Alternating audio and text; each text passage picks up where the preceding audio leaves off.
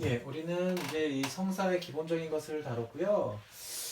이 개별적으로 그 어떤 성사들이 있는가를 좀 보려고 하는데 칠성사를 다 다루기에는 우리가 시간이 너무 좀 부족하고요. 그 중에서 이제 인문성사에 대해서만 하겠습니다. 그러니까 인문성사라는 것은 진짜 말 그대로 그 문을 들어오는 성사입니다. 그래서 대표적으로 이제 세례와 이제 성취성사가 있겠죠. 세례성사, 성취성사가 있겠습니다.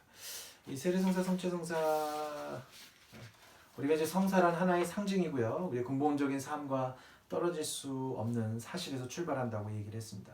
성사란 그래서 하나의 거룩한 신비죠. 그 가운데 세례는 예수의 운명에 동참하는 것이고요. 성령의 은총을 선사받는 것, 죄사함, 새로운 삶으로의 탄생, 그리고 모든 세례자들과 한 가족이 되고 근본적으로 평등, 그리고 인간 존엄성, 선한 삶에 막가는 실천의 의무까지도 지시를 합니다. 이 모든 것이 예수 그리스도의 신비체 안으로 들어가는 사건이고요. 삼위일체이신 신적인 생명과 신교로의 초대입니다. 그러므로 세례를 통해 받은 인호는 불멸의 인호고 실제 상징으로서 살아있는 상징의 표지가 됩니다. 그래서 이 세례를 받는다는 것, 이걸 지금 12장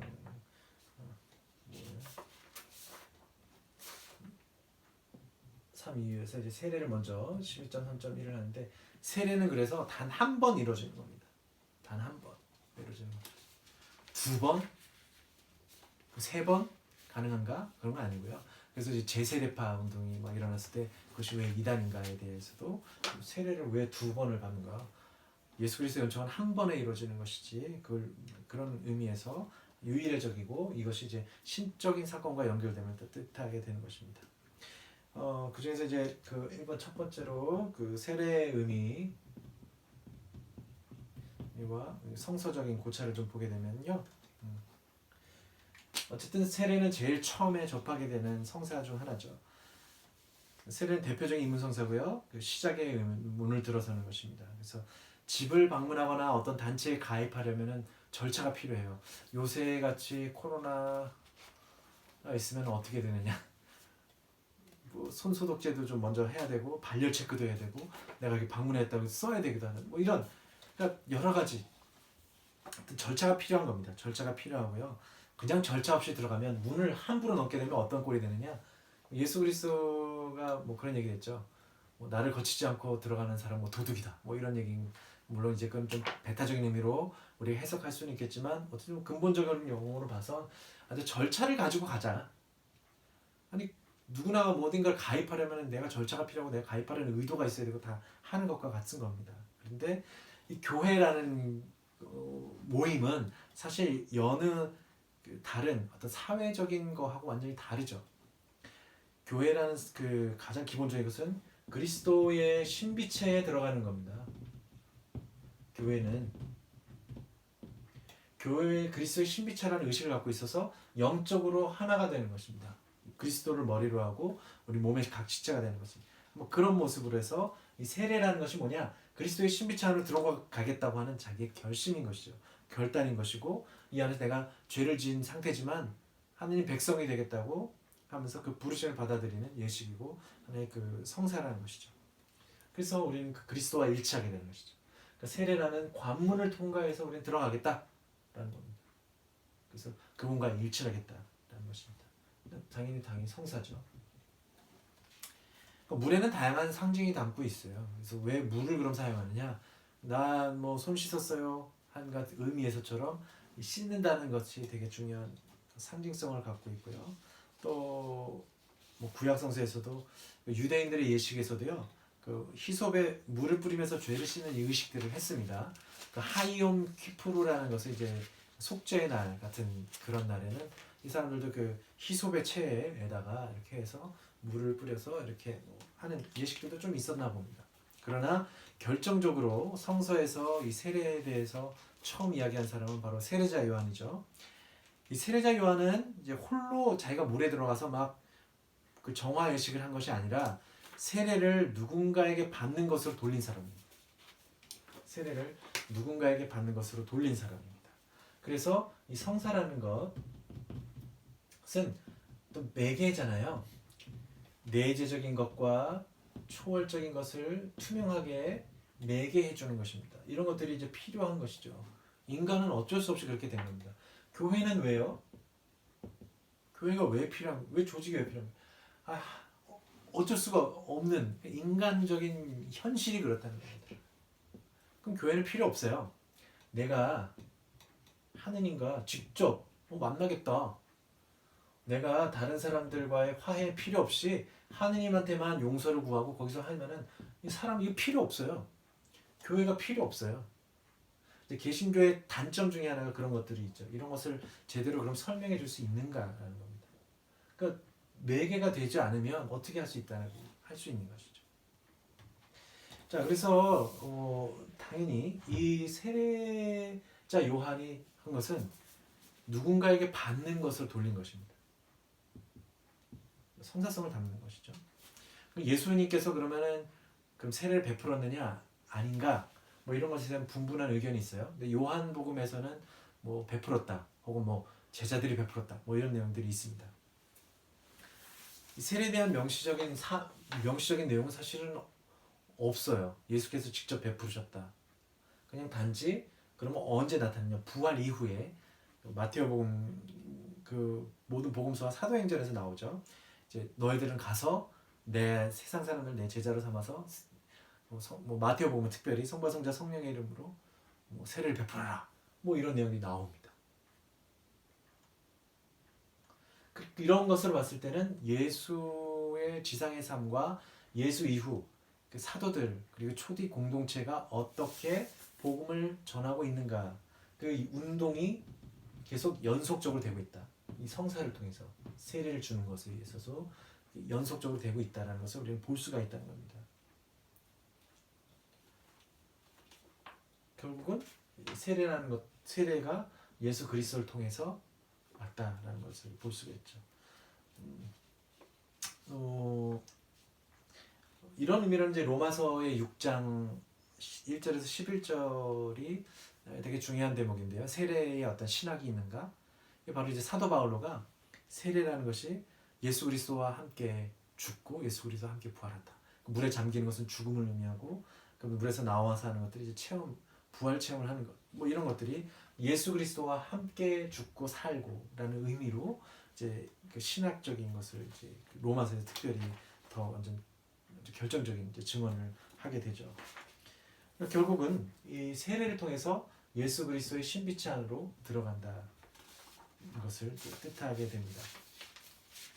이 세례라는 예식이 얼마나 오래됐느냐를 보면 이 두 번째 이 세례에 대해서 두 번째 어떤 히폴리토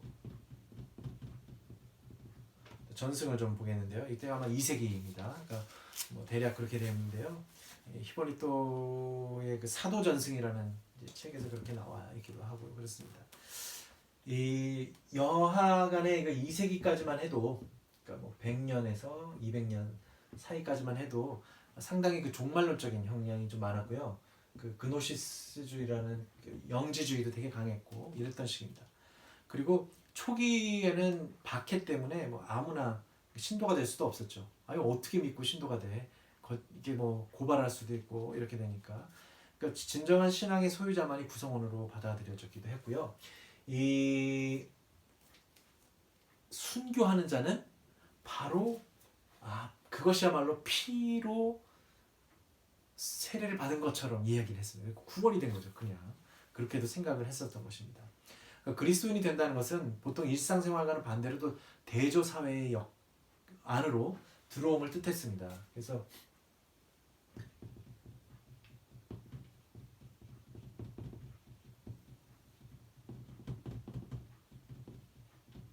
그 당시 로마 제국이었죠. 그러니까 여하간에 이런 경계가 있었던 것이죠. 세례를 받는 것은 이 대조 사회 안으로 들어오는 것이었는데요. 왜 그랬냐면 뭐 자기의 직업들을 포기해야 될 정도였고요. 엄격한 심사를 거쳐서 나쁜 품행을 끊고자 하는 사람들이 입교자로 선발됐기 때문에 그렇습니다. 그러니까 원래대로면 아니 하느님의 은총이 더 큰 건데 야 너가 뭐 정말 착한 사람이지 그걸 봐서 하겠다. 근데 그 당시에는 어쩔 수 없었다는 겁니다. 그 당시에는 어떻게 이 사람이 그런 과감하게 예수 그리스도에 정말 투신할 수 있는가? 죽을 각오가 되어 있는가를 그래도 계속 면밀히 봤었어야 되는 것이죠. 그런 면에서는 이 당시에는 이 공동체의 증언이 필요했고요. 그래서 자기의 뭐 예를 들면 검투사, 뭐 검투사 지도자, 용병, 장교, 그러니까 전쟁하고 관련된 우상 제조자와 배우, 뭐 매매춘 종사자 이런 사람들은 자기의 직업을 끊고 이 대조사회 안으로 들어와서 새로운 삶을 살겠다고 하는 것을 보여줘야지만이 세례를 받을 수 있었다는 것이죠. 히폴리토 전승에 의하면 이제 세례는 부활 성야에 거행이 됐고요. 선발되고 이렇게 선발되고 검증된 예비자들이 부활 전례 거행 중에 앞으로 나와서 여러 차례 구마 예식과 도유 예식을 이제 거치게 됩니다. 그래서 이제 내용들이 뭐 이 당시 뭐 어떤 내용들이 이제 있냐면 꽤 오래된 게 전승인 거죠. 밤이 지나 동이 틀 무렵 신앙 고백을 한 뒤에 한 분이신 성부 구세주 예수 그리스도와 일치를 이루시는 성령을 믿습니까? 이걸 3번을 질문 받으면서 그때마다 믿습니다 하고 3번을 대답한 거죠. 그러니까 성부 성자와 성령을 믿습니까? 라는 것을 이제 계속한 것이죠. 이때 믿습니다라고 하면서 물에 이제 몸을 담그게 됩니다. 근데 하나도 안 거치고 그러니까 침수였죠. 침례 다 이렇게 들어갔다는 것인데요. 3번의 질문과 응답 그리고 그때마다 침수를 하는 것이고요. 물에 나와서 흰 옷을 입고 주교가 손을 얹어 축복하고 이제 도유를 하는 겁니다. 도유를 하면서 이제 감사 기도를 올리게 됩니다. 그러면 이제 모든 신도가 같이 공동 기도를 하고 공동체 앞에 새로운 교인을 소개하면서 평화 인사를 나눕니다. 자, 이제 평화 인사를 나눕시다. 이가 정말 우리 식구가 됐습니다. 그러면서 감사 성찬에 참여해가지고요 성체와 보혈을 이제 나누게 됩니다. 이런 얘기들이 있습니다. 그 3번째는 뭐 세례에 대해서 이제 유아 세례가 가장 이제 쟁점이 되는 것인데요. 뭐 제세례파도 아마 이런 경우 때문에 야, 그 당시에 뭔 줄 알고 세례를 베풀어 가지고 이렇게 하느냐, 다시 받아야 된다, 뭐 이런 얘기들이 있었던 건데요. 이 사도 전승에 의하면은 그 당시에는 어린이들도 다 세례를 베풀었어요. 왜냐하면 가족이 다 받는 경우가 많았기 때문에 그렇다는 것이죠. 그래서 이 유아 세례의 경우는 그 부모가 신앙의 부모로서 모든 책임을 져야 된다는 것입니다. 지금도 마찬가지죠. 그래서 이 성서와 이 역사적 전통에서 이 성사의 사효성 그리고 하나님의 은총은 누구에게나 주어진다는 은총 사건에서 유아 세례는 제외되지 않는다는 것을 볼 수가 있습니다. 그 사도전승에 보면은 이 유아 세례를 어떻게 할 것인가 이제 구체적으로 나와요. 구체적으로 나오고 또 각주에 보면은 이 책 각주에 보면은 키프리아누스 주교는 생후 8일 이내에 빨리 세례를 주자라고 한 것이 이제 아프리카 그 카르타고 주교 회의의 결정 사항이었다. 뭐 이런 내용들도 있는 것으로 봐서는 꽤 일찍부터 이 유아 세례를 했던 것이죠. 가족이 다 받았으니까. 그럼 문제는 뭐냐 하면 요새의 문제죠. 요새. 아유, 우리 뭐 아이들이 커서 자기들이 스스로 정해야지 우리가 어떻게 신앙을 강요합니까? 이거는 자기들 부모가 신앙을 회피한다는 것이죠. 그러면서 어렸을 때 영어 교육 다 시키고 수학 교육 다 시키고 별의별 거 태권도에 피아노에 별걸 다 해요. 근데 신앙만 안 해. 아유. 그러니까 그런 것은 뭐냐면 하나의 그 자기 부모들이 그 아이에 대해서 이제 책임을 회피한다고도 보는 것이죠. 그 아이가 교회가 재미없어요, 관심이 없어요. 그렇게 해서 내가 못 데려간다라는 것은요, 부모의 어떤 이건 안 가도 돼라는 어떤 태도를 봤었고 이율배분적인 것들도 봤을 것이고요. 또 신앙에 대한 미온적인 태도를 아이들이 다 보고 있기 때문에 그런 것이라고 이제 뼈아픈 이제 이야기를 이제 윌리먼이라는 사람이 이제 이야기를 합니다. 최근에 비하에서 나온 책에서 그런 이야기들을 하죠. 그래서 체육과 학습 교육에는 그렇게 열성이면서 신앙의 가치를 소홀히 하는 것은 기본적으로 어떤 부모의 어떤 신뢰의 부족함을 이제 보여주는 것이다라고 이제 꼬집고 있습니다. 자, 이래서 이제 더 많은 이야기를 하고 싶은데 이제 세례에 대해서 시간이 우리에게 한정되어 있는 것은 뭐 많지 않기 때문에 기본적인 것만 이렇게 이야기를 하겠습니다. 12.3.2 성체성사입니다. 이 이야기는 조금 좀 길 수도 있는데요. 이 성체성사라는 것을 우리가 그럼 어떻게 하느냐? 이 식사를 한다는 것, 그러니까 제가 성사성에서 식사 초대라는 의미에서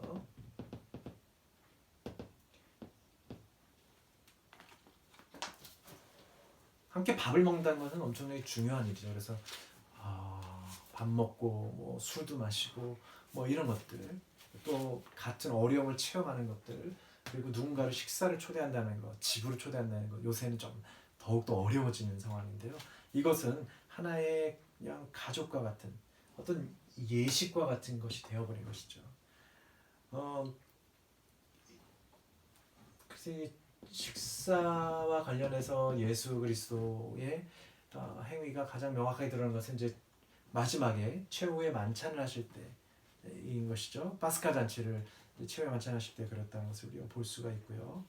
그런 것들은 성서에 그대로 복음서에도 나와 있고, 특히 이제 고린토전서 11장 23절에서 25절에서 보면은 빵과 포도주를 나누는 것 아주 구체적으로, 그리고 예수께서 이렇게 말씀하셨다. 그리고 복음에서 그대로 되어 있다는 것은 정말 예수 그리스도에게서 왔다는 것을 이제 확신하게 하는 것이죠. 확신하게 하는 것입니다. 또 그때 잔을 돌려 마셨다라는 겁니다. 빵을 나누는 거야 뭐 이렇게 그럴 수 있는데 잔도 돌려 마셨다라는 걸 보면 그것은 하나의 운명 공동체를 뜻하는 것이죠. 그것이 흔한 일은 아니었습니다. 잔을 돌려 마시는 일은 흔한 일은 아니었는데요. 이 운명 공동체로서 죽음을 각오하는 마지막 예식임을 이제 표현하는 것들이었죠. 이 빵과 포도주에 나눈다는 것은 그리스도의 생명에 참여하는 것이었고요. 이 빵과 포도주의 어떤 형상 안에 예수 그리스도의 어떤 살과 피가 실제한다는 이 신학이 사실 이제 중세 시대에 좀 확정이 되긴 하지만 초기 그리스도교에서부터 시작된 것이죠. 아까 방금 전에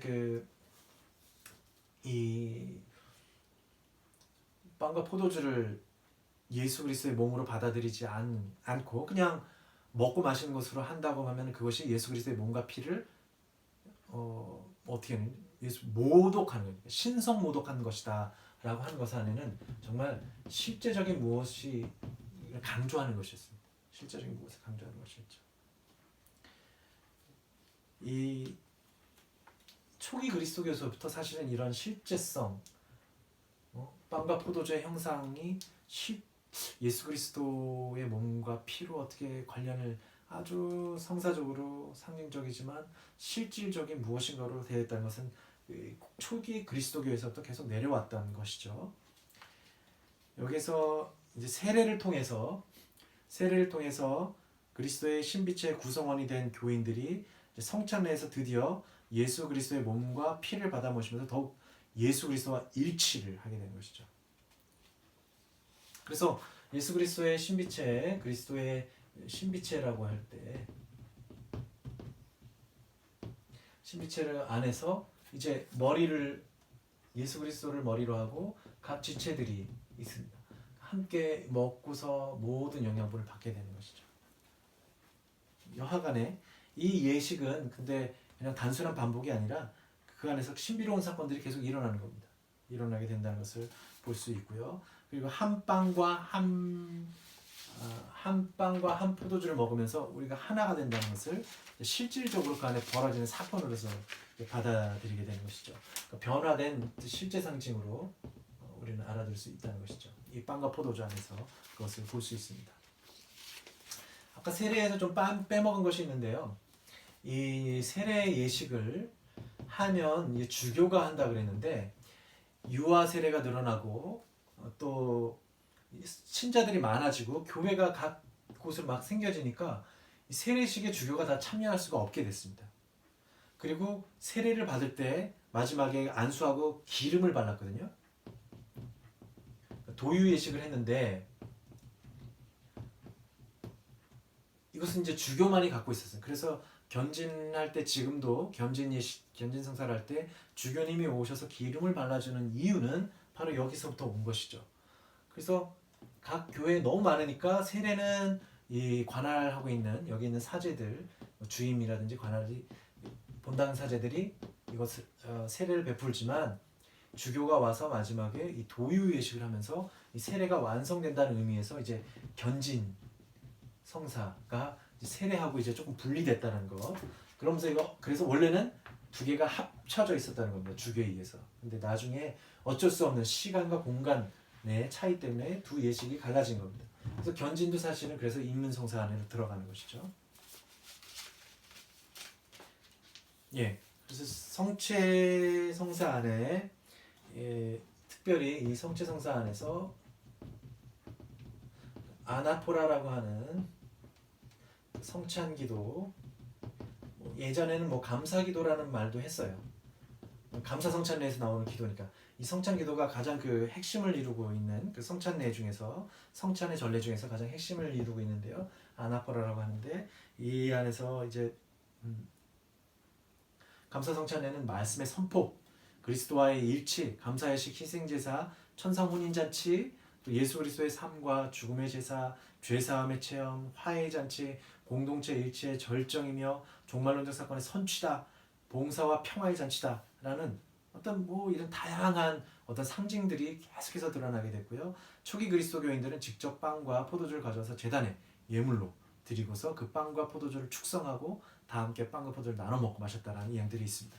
근데 이제 그런 것들이 막 그러다 보니까 늦게 오고 빨리 오고 뭐 이런 얘기 때문에 이제 사도행전 6장에서는 이제 그 스테파노만 및 그 뭐 7명의 뭐 이제 부제라고도 하고 뭐 봉사자들을 뽑게 되는데요. 그러면서 이제 갈라지게 되죠. 여하간에 이 식사라는 것까지 오기까지 음식들도 다양한 여러 사람의 손을 거쳐서 오고 정말 감사한 일이죠. 내 스스로 뭐가 한 것이 아니라 누군가의 손을 거쳐서 온 거기 때문에 정말 내 안에 주어진 정말 감사한 일입니다.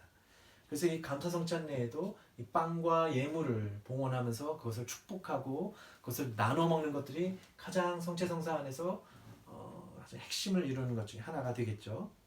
이 감사한다는 것의 기억은 또 실제 현존이라는 개념으로 이제 발전하게 됩니다.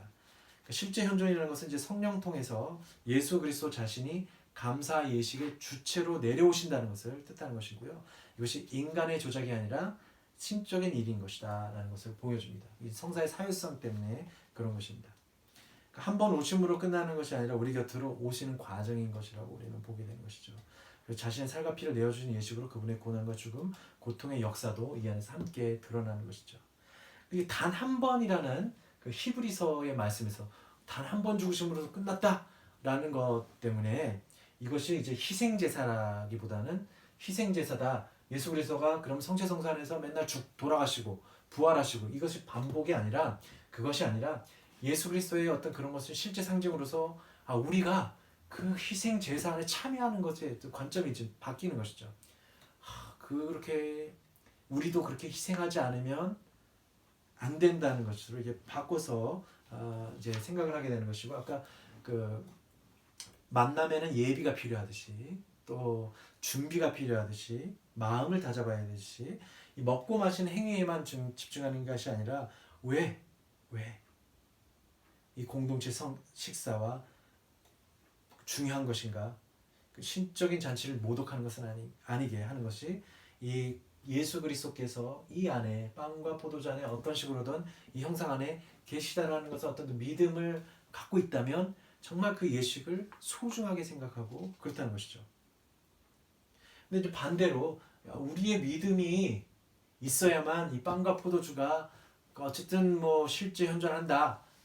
우리 믿음이 없으면 빵과 포도주는 실제 현존하지 않아 라고 하는 것도 문제가 됩니다. 그것이 이제 수용주의라고 하는 건데요.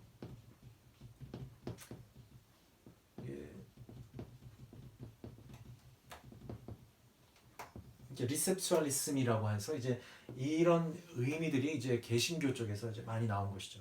이것은 이제 인효성과 관련이 있습니다. 성사의 인효성과 관련이 있고요.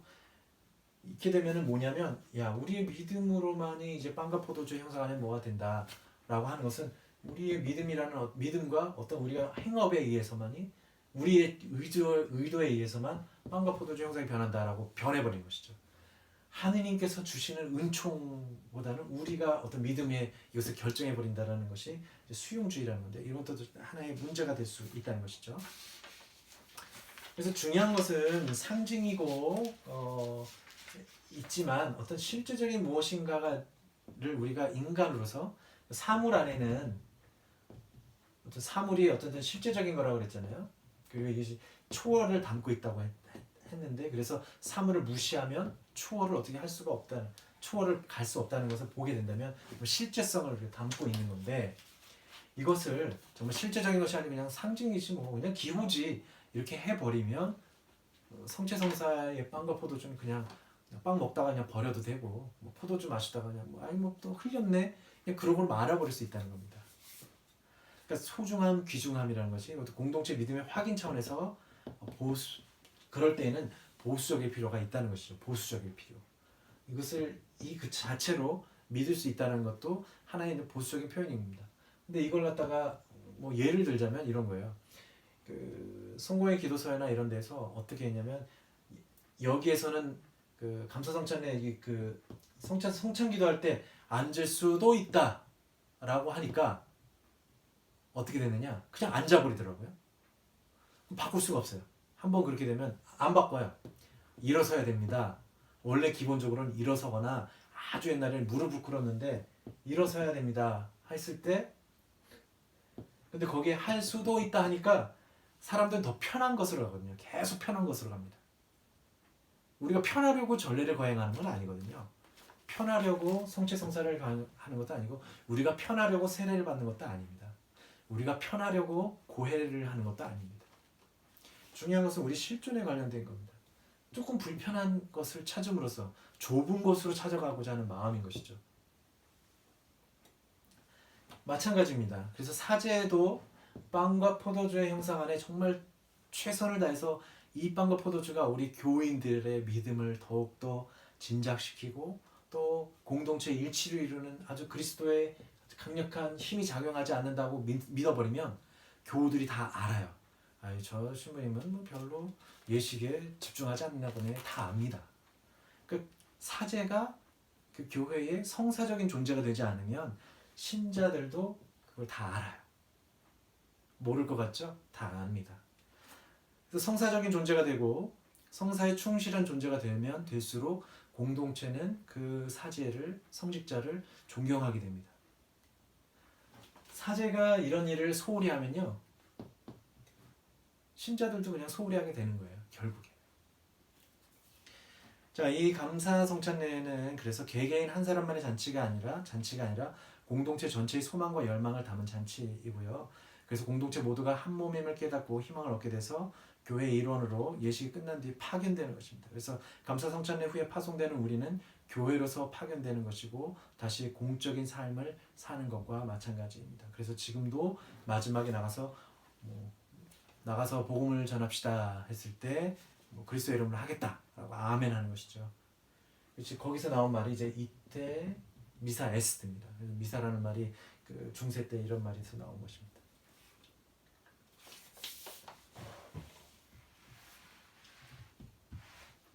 성체성사 안에서 그러면은 이 전반적인 의미였는데요. 이 성찬 예물의 해석과 두 번째 성찬 예물이라는 것과 종교개혁과 그 이후에 대한 이야기를 좀 하겠습니다. 앞서 봤듯이 그 당시에 이제 감사 성찬례라고 할 때는 감사 성찬례를 드리는 그 마음뿐만이 아니라 함께 그 예물까지도 그것이 이제 확장이 됐다고 감사 예식뿐만 아니라 예물에까지 확장됐다고 이제 얘기를 그렇게 했습니다. 그래서 이제 초세기부터 이 감사의 빵과 잔의 행위는 이제 분리가 되었고요. 유대교에서도 잘 알려진 이 말씀의 예배와 이 둘이 이제 결합을 합니다. 그래서 이제 성찬례 이제 감사성찬례 안에는 말씀 전례와 성찬 전례로 이렇게 이제 구분이 되는 이유 중에 하나가 아마 여기서 이제 보게 되는데요. 이쪽은 이제 말씀을 조금 더 강조하는 것이고요. 이쪽은 좀 이제 빵과 포도주에 따른 이제 감사기도 식사 잔치가 이제 이 안에서 이제 정형화되고 있다고 볼 수 있습니다. 그래서 이제 여기 나오는군요. 이제 이 그리스어에서 이 감사성찬례라는 단어는 본 의미 그대로 이제 감사라는 의미를 담고 있지만 교회에서 이제 글자가 담는 의미는 하나는 전례적으로 드러나는 감사와 또 하나는 감사 행위에서 발생하는 가운데 감사 예물까지 이제 확장되는 겁니다. 그래서 이 감사 예물을 이제 나눠야죠. 그것이 우리가 애찬이라고 하는 것에서 이제 나눠진 겁니다. 그래서 사실은 어떤 의미에서는 애찬이 사실 이거 우리가 감사 성찬례의 연장선상이기도 합니다. 그 예물을 원래 나누는 것이거든요. 지금 이제 그런 생각은 많이 안 하지만 그래서 아가페라고 하는 애찬 아가페라는 것은 감사 성찬례를 잘 드리고 더욱더 일치하기 위한 행위인 것이죠. 그래서 이 감사 행위 안에서 벌어진 이 예물까지도 아주 중요한 일이 된 겁니다. 여기에서는 이제 예수 그리스도야말로 그 실질적인 현존, 액츄얼한 프레젠스라는 말이 있고요. 그것이 예수의 몸과 피의 실제 현존, 리얼 프레젠스까지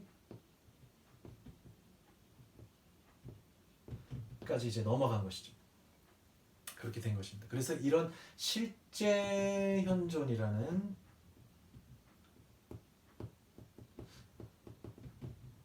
이거 실제인데 오타가 있을 수 있네요. 이 실제 현존이라는 말에 이것이 아마 근원이 여기 안에서 찾아볼 수가 있습니다. 이제 대표적으로는 이제 그 라틴 교회에서 그러니까 서방 교회에서는 암브로시오하고 아우구스티누스의 어떤 이쪽은 조금 그 메타볼리즘이라서 본질 변화,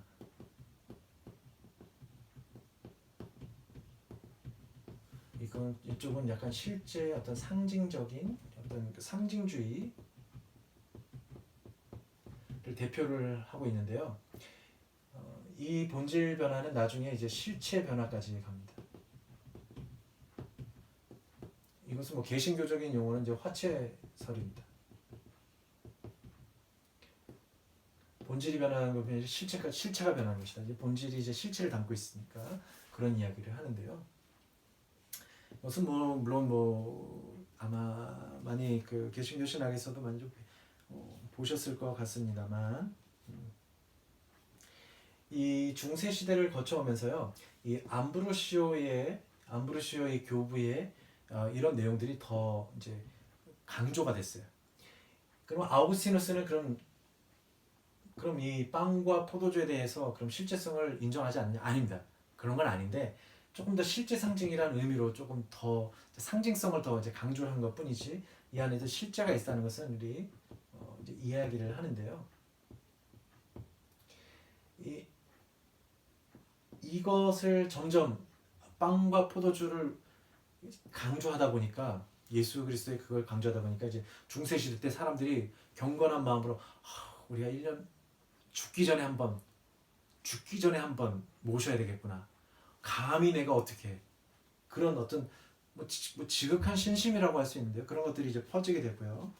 그래서 내가 빵만 모시지 내가 어떻게 피까지 모셔. 뭐 이런 마음 때문에 두 개가 하나 그러니까 뭐 성체하고 이 보혈을 이제 따로 영하게 되고 이건 성직자만 영하고 이제 성체는 막까지만 영하는 것을 이제 계속 이제 흘러가게 됩니다.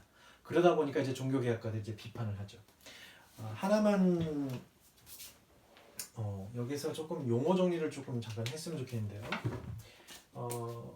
개신교 전통에서 있는 분들이 우리나라에서 지금 그 번역되어 있는 이야기들 보시면 성공에는 이제 두 개를 좀 같이 쓰는 경향들이 있는데요. 개신교에서 성체와 보혈이라는 말을 사용하는 것 같습니다. 뭐 거룩한 몸이죠. 근데 이거 거룩한 피가 아니라 고귀한 피라고 이제 번역을 했습니다. 같은 통일성이 좀 있었으면 좋겠다는 생각입니다. 성체와 성혈로 하는 것이 어떻겠느냐. 거룩한 피다 이런 것이죠. 마찬가지고요. 전례라는 말을 예전이라는 말을 표현을 하는데 여기다가 성자만 붙이면 성예전이 되고 이것이 성사가 된다는 겁니다. 같은 의미로 성사라고 하면서 이 성예전이라는 표현을 쓰죠. 근데 이제 리투얼이라는 말 자체 안에는 그러면 뭐 하기오 리투르기아라는 말을 쓰는지는 잘 모르겠어요. 그것이 이제 성예전이 되는 거거든요. 그리고 육화라는 말도 썼는데 인카르나치오라는 말에서 온 겁니다. 근데 여기에 뭐 뭐 세이크리드라든지 뭐 상투스라는 말이 들어가는지. 성이란 말이 없거든요. 근데 여기다 성자를 해서 성육신이라는 말을 쓴다는 것이죠. 그러니까 이 성자만 쓰면 다 되는 것이냐? 성부, 성자, 성령은 그냥 쓰게 되죠. 그렇게 되는데 이런 경우들은 보면 무조건 성자를 붙여서 더 의미들이 조금 헷갈릴 수도 있다라는 걸 좀 보게 되고 아마 통일을 했으면 좋겠다라는 것도 좀 있습니다. 거룩한 몸, 거룩한 피 함께 움직이는 건데 어떤 거는 뭐 고귀한 피 이렇게 한다는 것 자체가 그럼 아예 다 성을 붙이든가 라는 것들도 우리는 좀 할 수 있겠죠. 뭐 그냥 격가지로 좀 생각해 볼 거리라고 생각을 합니다. 네, 여하간에 이 중세 이후는 암브로시오가 강력하게 됐었고 아우구스티누스의 이것들이 조금 사라진 경향이 있었는데요. 그래서 이 학파에 따라서 이 두 가지가 이제 갈라져서 있었어요.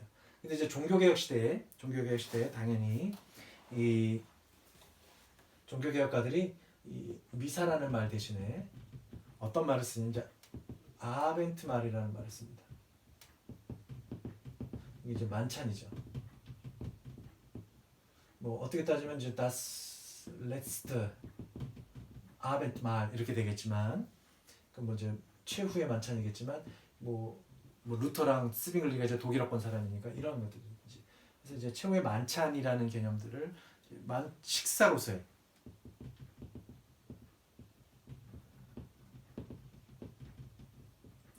식사로서의 성찬례를 이제 강조를 한 것이죠.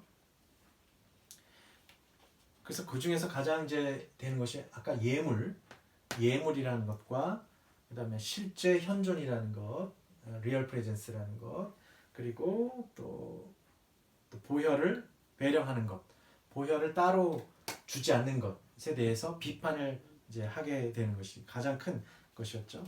그래서 루터 같은 경우는 이제 공실체설,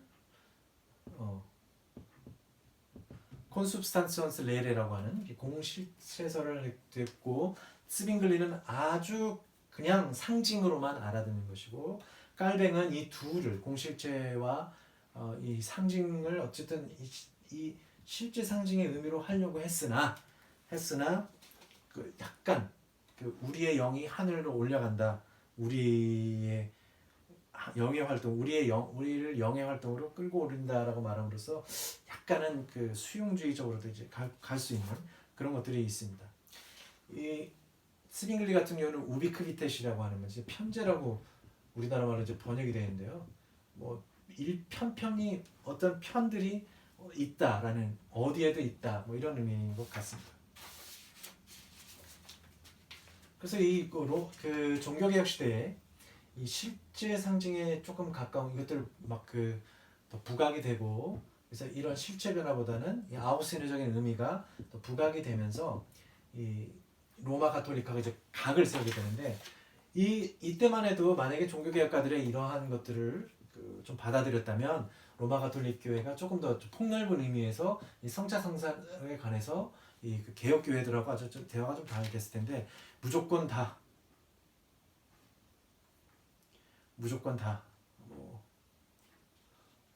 그래서 단죄를 해버리죠. 이걸 거부하는 사람들은 실제 변화를 거부하는 단죄해버리고 이렇게 됐습니다. 하지만 2차 바티칸 공의 이후 지금은 어떻게 되느냐? 평신도들